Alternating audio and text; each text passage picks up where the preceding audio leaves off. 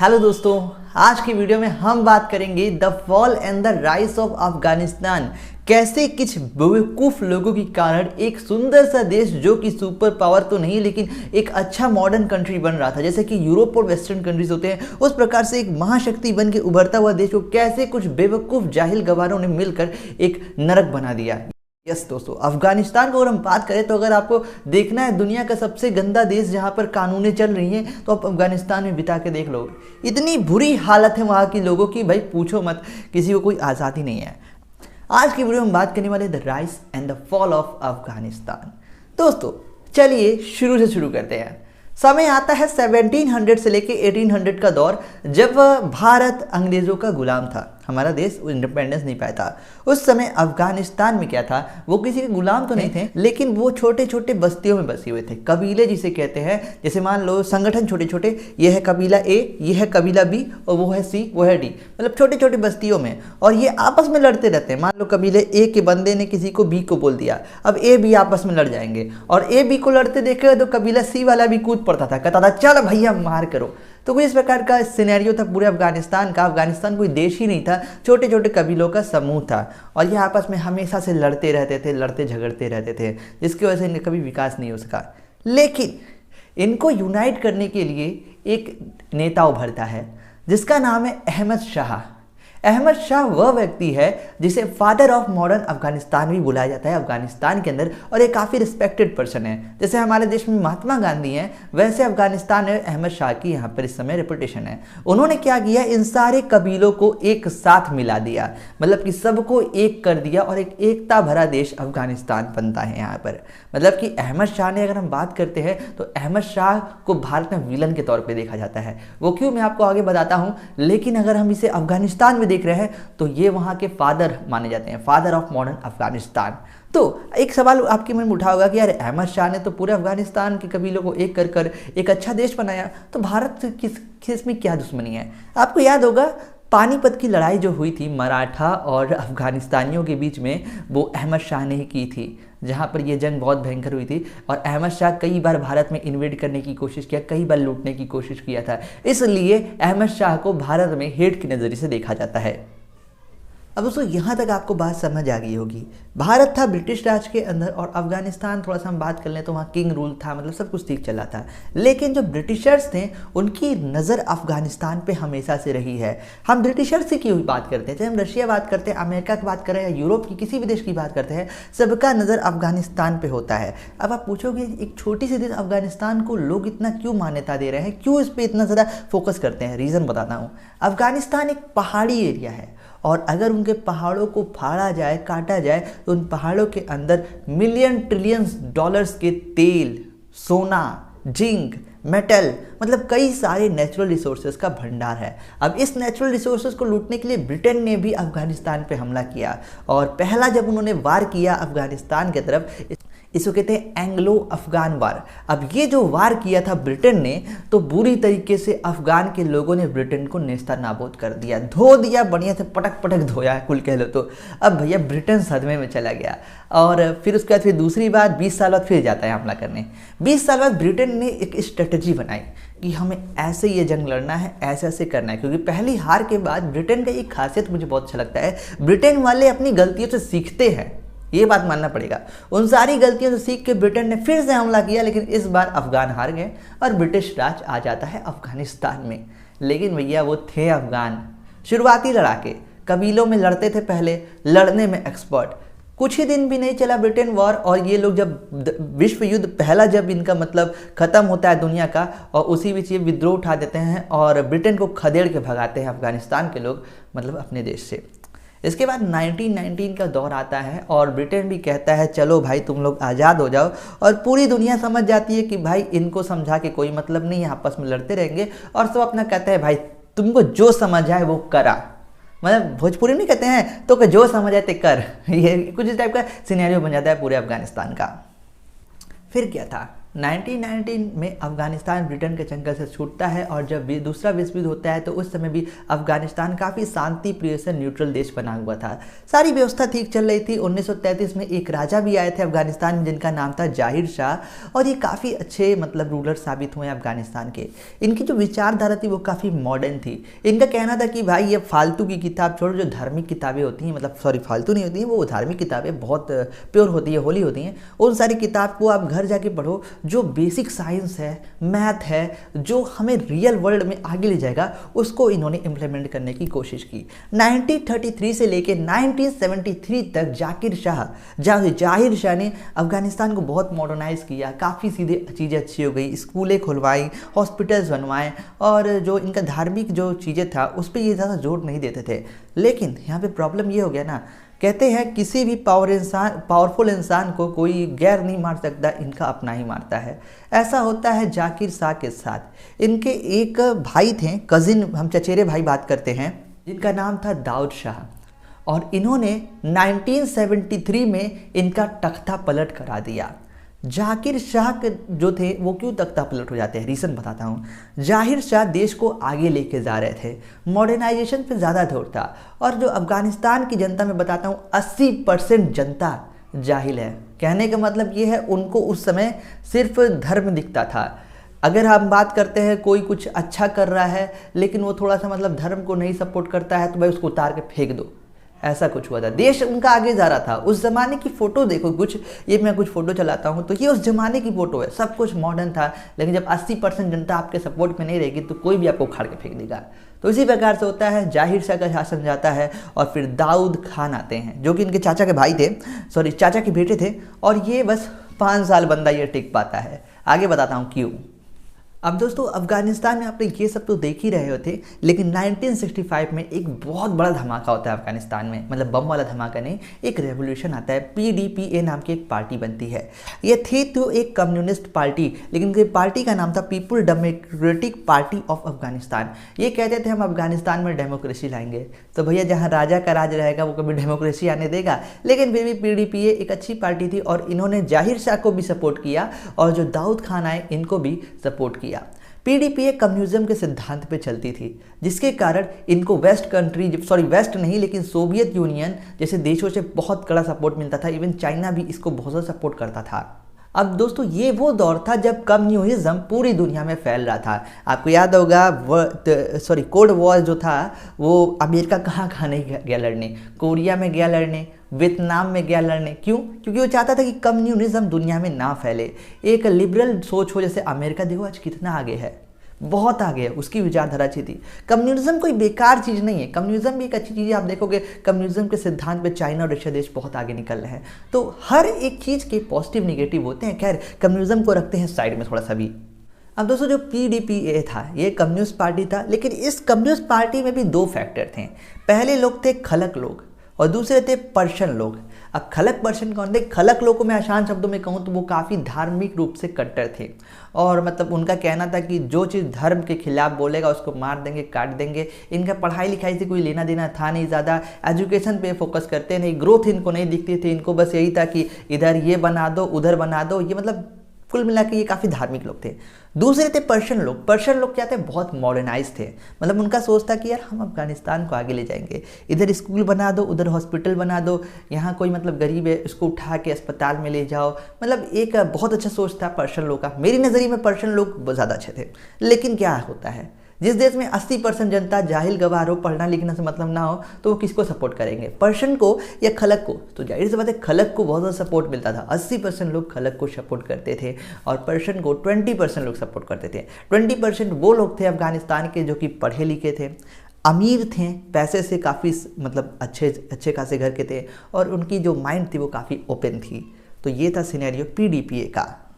अब दोस्तों आपके मन में एक सवाल आ रहा होगा, जो दाऊद खान था जिसने जाहिर शाह को डाउनफॉल किया, तो वो 5 साल बाद कैसे ख़त्म हो गया? 28 April 1978 the downfall of Dawood Khan, ये कैसे हुआ? दरअसल दोस्तों ब्रिटेन का हमेशा से एक सिद्धांत था कि जिस देश में ये छोड़ के जा रहे थे वहाँ आग लगा रहे थे। लड़ो कटो मरो भैया, हम तो चल दिए ब्रिटेन। इंडिया पाकिस्तान के साथ किया। आप दुनिया में कोई भी इतिहास देख लो, ब्रिटेन साले लड़ाते रहते थे हमेशा। उसी प्रकार से अफगानिस्तान पाकिस्तान के साथ भी हुआ। अफगानिस्तान के लोगों का एक मांग था कि पश्तून जो वहाँ की एक ट्राइब थी, पश्तून ट्राइब, वो उनको वापस लिया जाए। अब मैं बताता हूँ कैसे। जब ब्रिटेन अफगानिस्तान को छोड़ गए तो इन्होंने अफगानिस्तान और पाकिस्तान के बीच में एक लाइन खींच दी, और उस लाइन के उस पार जो एरिया था वो पश्तूनों का था। तो जो उनके पश्तून दोस्त थे वो सारे पाकिस्तान में चले गए, और वो जो मतलब वहाँ की अफगानिस्तान की जनता कहती थी कि तुम लड़ो, कटो, मरो, जो मर करे वो करो, लेकिन पश्तूनों को वापस लाओ, वो ज़मीन का हिस्सा में वापस दो। अब यार तुम बताओ, आपके पास इकोनॉमी ख़राब है, आपके पास मतलब पैसे नहीं हैं, हथियार नहीं, उतने आप डेवलप नहीं हैं, तो आप क्यों जाओगे दूसरे कंट्री से लड़ने। दाऊद खान की स्ट्रेटेजी सही थी, पर यार जनता जब उबलती है ना, 80% जनता, मैंने क्या कहा, 80% जनता को सिर्फ काट दो, छीन दो, इससे मतलब था। 20% जनता पढ़ी लिखी समझेगी, जिसके कारण फिर से एक रेवोल्यूशन आता है। और भैया इन्हीं को मतलब क्या होता है, पीडीपीए पार्टी जो थी, जो पीडीपीए पार्टी थी, इन्होंने क्या किया कि भाई कहा 80% जनता इसके खिलाफ है, हमको अपनी सरकार बनानी है। पीडीपीए भी मतलब पीछे पीछे थी, ये चाहते थे कि देश में कम्युनिज्म आ जाए, तो इन्होंने क्या किया, जनता को भड़का दिया और सेना को लेकर जो दाऊद खान थे इनको मरवा दिया। रातों रात खत्म कहानी भाई, खत्म। फिर उसके बाद आती है पीडीपीए की सरकार, कम्युनिज्म सरकार। अब दोस्तों सुन के लगता है कि पीडीपीए की सरकार आ गई, कम्युनिस्ट सरकार थी, तो सब कुछ शायद अच्छा हो रहा होगा अफगानिस्तान में। लेकिन मेरे दोस्त यहाँ भी एक मैटर था। पीडीपीए में भी दो फैक्टर थे, खलक और पर्शन। अब खलक और पर्शन में क्या थे, एक तरफ थे मतलब कट्टर लोग जो 80% थे, और 20% थे मॉडर्न लोग, पढ़े लिखे रिच लोग। तो इन दोनों में भी एक वॉर हो जाती है। और मेरे भाई इस जंग में, ये एक सिविल वॉर भी हम इसे कह सकते हैं, इस सिविल वॉर में बहुत से मासूम लोग मारे गए। क्यों? पावर पाने के लिए। पर्शियन लोग कहते थे कि भाई हम पढ़े लिखे हैं तो हमें वो प्रेसिडेंट की कुर्सी मिलनी चाहिए ताकि हम देश को आगे बढ़ा सके। वहीं खलक लोग कहते थे कि भाई हम धर्म को आगे बढ़ाएंगे, हम वहाँ बैठेंगे। तो आपके हिसाब से खलक सही थे या पर्शियन? कमेंट बॉक्स में ज़रूर बताइएगा, आप अपना नज़रिया ज़रूर रखें कमेंट बॉक्स में यहाँ पर, ठीक है। तो यहाँ पे इतना कुछ हो ही रहा था। 1979 में यहाँ पे हाफिज उल्लाह अमीन रूल कर ही रहे थे कि तभी सोवियत ने इन्वेजन कर दिया। सोवियत इन्वेजन क्यों किया? क्योंकि पीडीपीए एक कम्युनिस्ट पार्टी थी। अब भाई सोवियत यूनियन कम्युनिज्म का एक ब्रांड एम्बेसडर था उस समय, मतलब उनको कम्युनिज्म पूरी दुनिया में फैलानी थी। तो ये घुस जाते हैं अफगानिस्तान में और कचर के मारते हैं खलक लोग को, मतलब जो कट्टर लोग थे उनको बड़ी मार मारा। और जो मतलब पर्शियन लोग थे जो मॉडर्नाइज थी, एक मॉडर्नाइज सरकार वहाँ पे स्टेबल कर दी। हालांकि सोवियत यूनियन ने 1979 से लेकर 1989 तक बहुत भयंकर जंग लड़ी, बिलियंस ट्रिलियंस ऑफ डॉलर्स लगाए उस पूरे जंग में। आगे बताता हूँ होता क्या है अभी।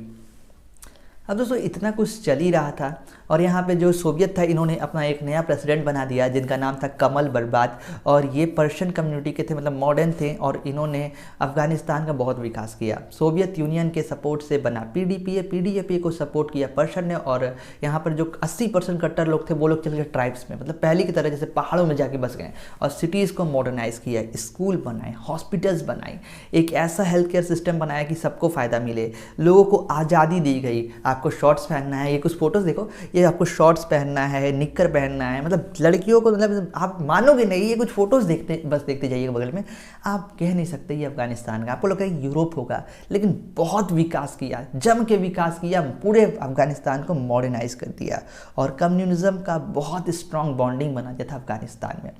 अब ये चीज़ दूर से देख रहा था भैया अमेरिका।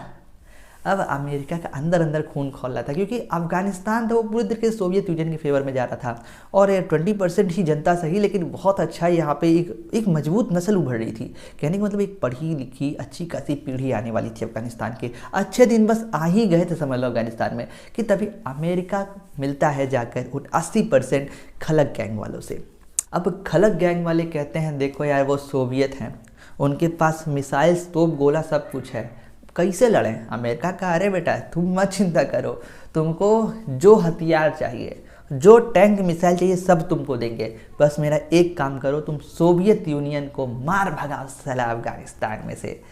अब अमेरिका के बाद जब खलक वाले सुने, कहा यार बंदा तो सही कह रहा है, हमारे पास हथियार मिले, लड़ाके तो भाई मैंने बोले शुरू से वो लड़ाके थे, पूरा हथियार ले ले, बिलियन ट्रिलियन ले, पैसा पैसा ले, पैसा पाकिस्तान को दिया ये सारे पैसा। पाकिस्तान ने इन खलक वालों को, कट्टर लोगों को ट्रेनिंग दी, जम के कहा भैया आओ लड़ो यार, सीखो लड़ना, हमसे सीखो, हम ब्रांड एम्बेसडर नहीं है टेररिज्म के। और पाकिस्तान जैसे मान लो कि ब्रिटेन में ब्रिटिश रहते हैं, पाकिस्तान में आतंकवादी रहते हैं जुनो, तो वहाँ मतलब पूरे आतंकवादी को ट्रेनिंग दी। पाकिस्तान द्वारा पैसा आया, अमेरिका द्वारा पैसा आया, पाकिस्तान में ट्रेनिंग, हथियार सब कुछ मिला इनको, और ये जाके लड़ते हैं सोवियत यूनियन से, और 1989 में सोवियत यूनियन को मार के खदेड़ के भगा दिया इन्होंने। सोचो अब यार, एक और फैक्टर डिपेंड करता है ना कि यार सोवियत यूनियन कितना भी था तो वो अमेरिका की तरह एक सुपर पावर नहीं था, समझ रहे हो, वो सुपर पावर था लेकिन अमेरिका से नीचे था। और सोवियत यूनियन 1989 में हार जाता है अफगानिस्तान से और वहाँ से चला जाता है। अब क्या होगा, सोवियत यूनियन चला गया, अब जो पीडीपीए की पर्शियन पार्टी थी वो रूल कर रही थी। अब भैया ऐसा हो नहीं सकता कि सोवियत यूनियन चला जाए और वो रूल करते रहेंगे। एक और सिविल वार होता है 1990 से लेके 1996 तक, 6 सालों तक यहाँ पे सिविल वार चला, फिर से किससे, पर्शियन और खलक लोगों के बीच में। भाई जो वॉर हुआ, ये पढ़ा लिखा लग रहा है, काट के फेंक दो, ये मतलब ऐसी वॉर हुई, इतनी बड़ी सिविल वॉर हो गई ना कि भाई कहने की हद नहीं, बहुत से लोग मारे गए इस बार पे। भाई मासूम मासूम बच्चों को मार देते थे, इतना छोटा कोई बच्चा है, अरे पर्शियन कम्युनिटी का है, फेंका, क्या सेंस है भाई। वो 20% लोग पढ़े लिखे, तुम अपना एक अलग देश ही बना लेते, 80% लोग तुम एक अपना अलग देश बना लेते, लड़ने की क्या ज़रूरत है, बंटवारा कर लिए होते भाई, ये ज़्यादा बेहतर रहता। और भाई जो खून खराबा हुआ इन लोगों के बीच में, सोच के भी रूह कांप उठेगी। फोटोज़ तो मैं दिखा सकता हूँ आपको, पर यूट्यूब स्ट्राइक दे देगा। अब देखो, इन दोनों कम्युनिटी के बीच में सिविल वॉर चल रही थी। अब जो अमेरिका था वो मतलब कहा कि मेरा तो काम ख़त्म। अब जो ये यहाँ पर मैं खल्क कम्युनिटी जो कट्टर थे, ये अमेरिका के पास गए, कहें कि यार हमें ये जंग जीतना है और हमें कुछ भी करके यार कुछ पैसे दो। अमेरिका ने सारे फंडिंग सपोर्ट किया और 1994 में एक संगठन बनता है तालिबान, जिसका आजकल तो बहुत ट्रेंडिंग चल रहा है। तालिबान बनाता है, मतलब बनता है। और ये कौन थे, तालिबान कौन थे, ये मतलब कट्टर लोग थे जो 18-19 साल के युवा थे। उनको मतलब अब उनको 2 साल की उम्र से आप ऐसी चीज़ें सिखा रहे थे कि मतलब वो आगे चले कट्टर बनेंगे, तो वो मतलब एक लड़ाके बन जाते हैं। और इन्होंने 1994 से एक रेवोल्यूशन जंग शुरू की और इतनी ज़्यादा खून खराबी की तालिबान ने, और आगे चल के 1996 में तालिबान राज आता है। अब तालिबान राज को मैं कैसे एक्सप्लेन करूं, तो ये दुनिया का सबसे गंदे दिन थे, मतलब पूरे अफगानिस्तान में जितना गंदा हो सकता था। कोई लड़की है जा रही है, पूरा सब कुछ, हल्का सा ये हाथ दिख गया काट दो। कोई लड़की है जा रही है, गलती से उसका घूंघट उड़ गया हवा से, मार दो थप्पड़। मतलब कोई सेंसलेस चीज़ें कर रहे थे। वुमेन राइट की नाम की चीज़ नहीं थी। कोई छोटी सी गलती, चोरी करते पकड़ा रहा है, हाथ काट, हाथ काट, हाथ काट, काट फीट के एकदम चिकन, कुछ नहीं भाई, कुछ नहीं, कोई एक्सक्यूज़ नहीं, कोई कोर्ट नहीं, कोई कुछ नहीं। शरिया लॉ लगा दिया था। शरिया लॉ बहुत ज़्यादा एक्सट्रीम लेवल पे। शरिया लॉ दोस्तों कुछ इस्लामिक कंट्री में आज भी है, पर वो लोग थोड़ा मॉडर्नाइज है, लेकिन इन्होंने जो शरिया लॉ लगाया भाई, बयान नहीं कर सकते। अगर आपको पूरा लिंक पढ़ना है तो डिस्क्रिप्शन में एक वहाँ पे मैंने डाला है, वहाँ से आप पढ़ सकते हो उस लिंक से पूरा इनका सिस्टम क्या था। तो 1996 से लेके सन 2000 तक ये इनका रहा। अब आप कहोगे तालिबान इतना पावरफुल जीत गया था, तो सन 2000 में क्या हुआ कि ये चले गए। अब कहते हैं ना, गवारों को कितनों भी समझा लो, वो आसमान में चढ़ के रहते हैं। उनका मनोबल इतना हाई हो चुका था कि वो अपने आप को सुपर पावर समझने लगे। एक कुएं का मेंढक सोचता है कि वो जो कुआं है वही पूरी दुनिया है। और इन्होंने क्या किया भैया, ओसामा बिन लादेन के कहने पर अमेरिका में हमला करा दिया, 9/11 अटैक, जहाँ पर एक प्लेन में मिसाइल भर के ट्विन टावर को गिरवा दिया। मतलब भैया जिसने तुम्हें हथियार दिया, गोला दिया, बारूद दिया, फंडिंग दी, तुमने उसी का कपार फोड़ दिया। अब अमेरिका का भैया दिमाग खराब, साला तुमको हमने 10-20 बिलियन दी, तुमने जितना मांगा उतने पैसा दिया, तुमने ससुर हमारा ही फोड़ डाला। अब यहाँ पर अमेरिका जाता है, कहता है तालिबान, मुझे मालूम है किसने मरवाया है, ओसामा बिन लादेन, किसी भी हाल में मुझे वो जिंदा या मुर्दा चाहिए। तालिबान कहता है मेरे लंड ले ले मेरा, नहीं ऐसा हम नहीं करेंगे। और उसके बाद अमेरिका बौखला जाता है, कहता है अंजाम बहुत बुरा होने वाला है इसका। तालिबान कहता है हाँ बेटा, पहले ब्रिटेन आया था, सोवियत यूनियन को भी थूर के भगाया गया है, तू अब थूर ला। अब आपके मन में एक सवाल होगा, इनके अंदर कॉन्फिडेंस इतना कहाँ से आता था। मतलब आप खुद सोचो यार, इनके पास ज़्यादा बड़ी फौज नहीं थी, ज़्यादा टेक्नोलॉजी नहीं थी, तो ये कैसे सबसे जीत जाते थे। अब इसके पीछे मैं आपको एक सीक्रेट बताता हूँ दोस्तों। जो अफगानिस्तान है यहाँ पर 30% लैंड आपको देखने को मिलती है, बाकी जो 70% एरिया आप देखोगे तो वो पहाड़ों की तरह है। छोटे छोटे पहाड़ों में गुफा बना के रखते थे, मतलब पूरी पहाड़ी एरिया है, जिसके कारण अब ये जो वहाँ के मतलब लोग थे इनको तो सारे रास्ते मालूम थे, पहाड़ के इधर से जाएंगे तो उस एरिया में पहुँच जाएंगे। अमेरिका वालों को नहीं मालूम थे, जिसके कारण ये इतने कॉन्फिडेंस रहते थे। कोई भी देश आता था ये लोग शहर छोड़ देते थे, पहाड़ों में चल जाते थे। अब वो देश आ रहा है आराम से गाड़ी लेकर, ऊपर से मिसाइल खत्म, अब विमान उड़ रहा है, स्टिंगर विमान लगा खत्म कर दिया। मतलब इतना पावर, मतलब एक स्ट्रेटेजिकली बुद्धि था इनके पास, लड़ाके तो शुरू के थे। तो अमेरिका जाता है भाई 2000 से लेके 2020 तक जम के जंग लड़ता है, एकदम कचर मारता है एकदम इन तालिबानियों को और भगा देता है एकदम कोने में, कहता है भाग भाग निकलेंगे, मतलब भगा दिया। इसके बाद यहाँ पर एक मतलब पूरा अमेरिका ने फिर से वही काम किया जो सोवियत यूनियन करना चाहता है। अमेरिका ने अफगानिस्तान में चुनाव कराए, मॉडर्नाइज किया, स्कूल खुलवाए। लेकिन अब क्या था ना कि एक पीढ़ी में जो सोच होती है वो आप कभी नहीं बदल सकते। वहाँ की पीढ़ी मॉडर्नाइज होने को नहीं तैयार है आज भी। मैं बात करता हूँ, अभी तो उनकी बुद्धि खुल गई होगी, लेकिन जब अमेरिका के राज में था तो वहाँ लोग स्लीवलेस नहीं पहनना चाहते थे, छोटे छोटे कपड़े नहीं पहनना चाहते थे, मतलब मॉडर्न नहीं होना चाहते थे। लेकिन अमेरिका ने काफ़ी अच्छा राज चलाया मेरे हिसाब से देखो तो। अमेरिका ने स्कूल वगैरह वही सोवियत यूनियन वाला काम किया, लेकिन मॉडर्नाइज लिबरल तरीके से, और काफ़ी अच्छा राज चल रहा था यहाँ पे इन दोनों के बीच में। तालिबान को ख़त्म करना नामुमकिन था। अमेरिका 20 साल तक लड़ा। 2020 में अमेरिका खुद गया तालिबान से मीटिंग करने, कहा कि देखो भाई हम इस देश को अब छोड़ के जा रहे हैं, बदले में तुम्हें एक गारंटी देनी होगी कि तुम सन 2000 की तरह कभी हमारे वहाँ हमला नहीं कराओगे। तालिबान ने कहा हाँ यार हमको भी अफगानिस्तान पे राज करना है, तो एक काम करो, इनको हम क्या कहते हैं भाई, एग्रीमेंट साइन हुआ और अमेरिका ने कहा कि चलो भाई चलते हैं, दुआ में याद रखना। अब इधर जो एक अच्छी सरकार बनी हुई थी, अशरफ गनी की जो सरकार थी, इनके सरकार में करप्शन बहुत ज़्यादा था भैया, करप्शन था। और मतलब अमेरिका बहुत पैसे देता था, बहुत पैसे देता था इनको, लेकिन ये सारा उड़ाते थे, सेना को सैलरी नहीं दे रहे थे, जिसके कारण आपको मालूम होगा कि अभी पिछले साल 2021 में अफ़गानिस्तान फिर से तालिबान राज में आ गया। तालिबान राज में आने के बाद अफ़गानिस्तान आज के डेट में बहुत बुरी हालात है। वहाँ के लोगों को मैं बस यही दुआ करता हूँ, चाहे वो ईश्वर हो, अल्लाह हो, जीसस हो या फिर वाहेगुरु जी हो, यार वहाँ के मासूम लोगों ने की कोई गलती नहीं है। उनकी क्या गलती है यार, उन्हें छोड़ दो, जीने दो उनके हाल पर। ये लेकिन तालिबानियों को कौन समझाएं, ये क्या ही कहा जा सकता है। इसके बाद दोस्तों आपके मन में एक सवाल आया होगा कि जो अमेरिका था उस असुर अफगानिस्तान में कर क्या रहा था। मारने तो गया था ओसामा बिन लादेन को, और ओसामा बिन लादेन को मार दिया था अमेरिका ने, तो उसके बाद तो उसका काम खत्म, उससे अमेरिका वापस जाना चाहिए था। लेकिन वो 10 साल किया क्या अफगानिस्तान में, आइए इसके ऊपर मैं थोड़ी सी मैं आपको बात बताता हूँ। अमेरिका का क्या प्लान था कि वो अफगानिस्तान को अपने अंडर में ले लेता, मतलब अफगानिस्तान आज़ाद रहता लेकिन अपने अंडर में ले लेता, और बिलियंस ऑफ डॉलर इन्वेस्ट करके ट्रिलियन कमाने का प्लान था। कहने का मतलब ये है, पहले वो अफगानिस्तान को एक अच्छा देश बना देते, फिर वहाँ पे जो तेल, गोल्ड, जिंक, मेटल, मतलब जितने नेचुरल रिसोर्सेज होते हैं वो सारे निकालना शुरू करते हैं। निकालो भाई निकालो निकालो निकालो, अमेरिका लेके निकल जाते हैं वो लोग। सीधे सीधी बात करता हूँ, अमेरिका लेके चले जाते हैं वो। अमेरिका क्या करता है, अमेरिका और ब्रिटेन शुरुआत से क्या करते आए हैं, उन्होंने किसी देश को नहीं जीता है, वहाँ के रिसोर्सेज को जीता है। आप कभी भी इतिहास पढ़ना तो ब्रिटेन कभी भी किसी देश को अपना मानता ही नहीं था, वो सिर्फ उसके रिसोर्सेज को इस्तेमाल करना चाहता था। वही काम अमेरिका करना चाहता था, लेकिन तालिबानियों ने धो दिया अमेरिका को भी और भगा दिया। डील कॉन्ट्रैक्ट साइन हुआ और आज तालिबान राज चल रहा है अफगानिस्तान में। पर कहते हैं ना, गधों के हाथ में AK-47 दे दो तो वो गोली चलाएगा, लेकिन गधों के हाथ में अगर देश दे दो तो वो गोली चलाने से कोई देश आगे नहीं बढ़ता। उसके लिए एजुकेशन चाहिए, स्किल चाहिए, जो कि उनके पास झांट बराबर भी नहीं है। क्या बोला तूने? वो वही कह सकते हो यार, सॉरी, मतलब निकल जाता है यार। उन्होंने क्या हाल किया, वहाँ के लोगों को बहुत बुरा लगता है मुझे देख के, मैंने खुद देखा भाई, बहुत बेकार लगता है। तो अगर हम आसान शब्दों में पूछें कि आज जो अफगानिस्तान है उस हालत का जिम्मेदार कौन है, क्या वो अमेरिका जिम्मेदार है, क्या वो सोवियत यूनियन जिम्मेदार है, या ब्रिटेन जिम्मेदार है, या पाकिस्तान जिम्मेदार है?